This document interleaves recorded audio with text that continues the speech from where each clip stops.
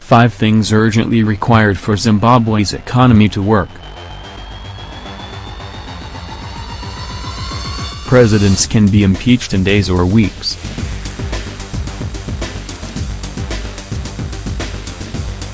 It takes years to wreck economies and usually even longer to repair them. So, will Emmerson Mnangagwa be able to take Zimbabwe's economy off life support and at least start to put it on the road to recovery? Analysts are very skeptical that a quick solution is even feasible. The euphoria that has gripped the nation has certainly raised hopes that the future will be brighter, but if that improved sentiment is to deliver economic dividends, the government needs to make some drastic reforms. Cash injection.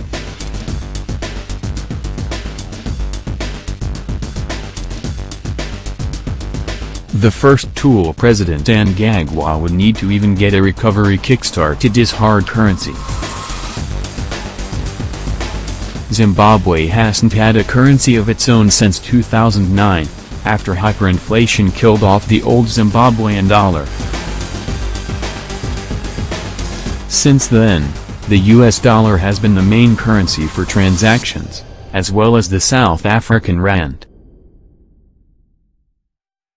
And in recent years a cash shortage has been slowly strangling the economy, which is half the size it was at the turn of the millennium. 10 numbers that will help you understand what's actually going on. But who would stump up the cash? Western donors will remain wary of a ZANU-PF government which simply sees Robert Mugabe replaced by Mr. Mnangagwa. The International Monetary Fund, which describes Zimbabwe's economy as one of the most fragile in the world, may be more willing, but only with many strings attached to any deal. China is possibly the most likely cash benefactor in the initial stages of Mnangagwa administration. In some circles, Mr. Mnangagwa is seen as Zimbabwe's Deng Xiaoping, the Chinese leader who instigated a degree of market liberalization, dumped damaging policies and stamp out corruption.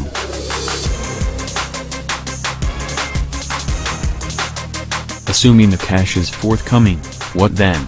Mr. Mnangagwa would have to dump economic policies that are unpalatable to foreign investors. In 2009, Mr. Mugabe signed the Indigenization and Economic Empowerment Act, IEA, into law, which aimed to place 51 of companies into the hands of black Zimbabweans. Even some Chinese companies have been forced to close their operations in Zimbabwe in recent years, because the IEA made it unprofitable to do business in the country.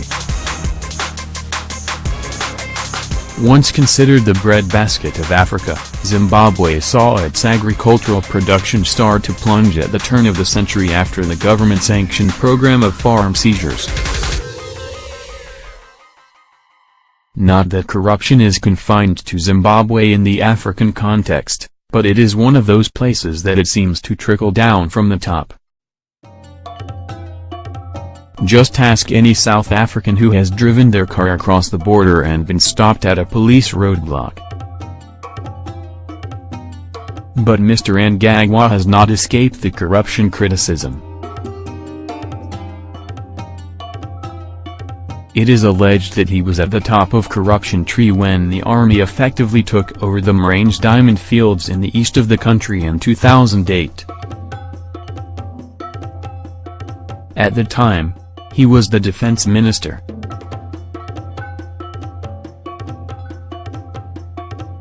That whole affair raised the eyebrows even of Mr. Mugabe, who said last year that he felt at least $13 billion of revenue had gone missing from the diamond bonanza.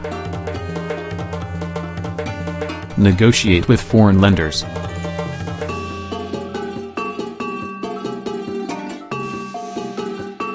For nearly 20 years, Zimbabwe has been in default on $9 billion worth of international debt. That debt needs restructuring, probably with the assistance of the IMF and the World Bank. Perhaps a government that did not only include ZANU-PF could even get the debt, or some of it, wiped out. Mr. Mnangagwa is thought to be open to a new deal with the IMF, but getting new financing and renegotiating old deals would probably be easier for a unity government which included opposition politicians, especially former Finance Minister K.N.B.T. Create the conditions to reduce unemployment and entice the diaspora to return. Formal jobs in Zimbabwe are rare.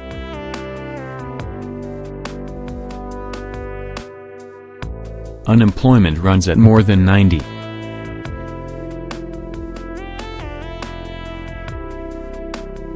Creating the conditions for investment and seeing that money flows in should have a dramatic short-term effect on unemployment.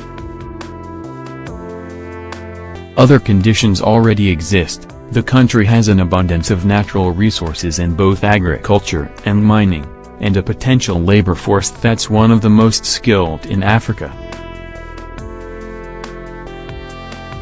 All it needs is the political will and the right economic conditions for Zimbabwe's unemployment statistics to become rather less stratospheric. Meanwhile, 3 million Zimbabweans are estimated to live outside the country, having fled the dire economic conditions that emerged over the past 2 decades. They too have skills which would be useful in the rebuilding of the economy.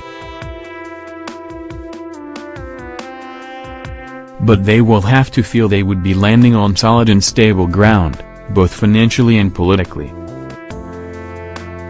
Otherwise, why go back?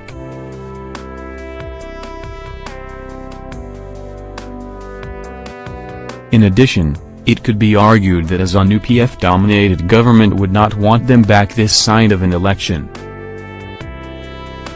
The vast majority of the returning diaspora would be unlikely to vote for Mr. Mnangagwa and his party. Create its own currency.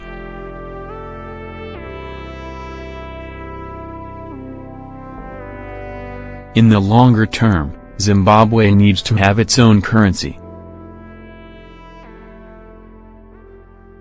Using the US dollar was necessary after the old Zim dollar became worth less than the paper it was printed on and met its demise. But there is so much more to creating a viable currency than switching on a printing press. Confidence is key.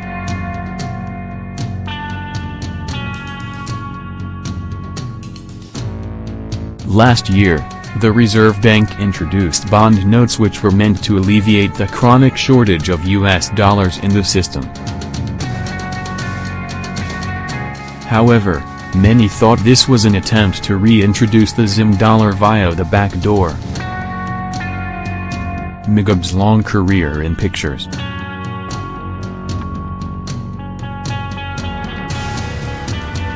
The polarizing Grace Mugabe.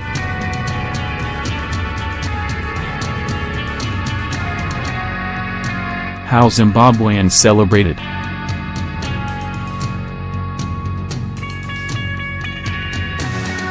In fact, the notes have done nothing to address the cash shortage, and some analysts say they might have actually made the situation worse, by pushing up the demand for US dollars even further.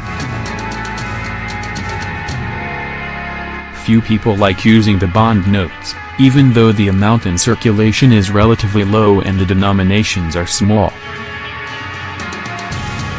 Putting money into a bank was no longer considered the soundest of options, because the cash could only be withdrawn in small amounts and there was always the fear that the Reserve Bank would come for your hard-earned dollars.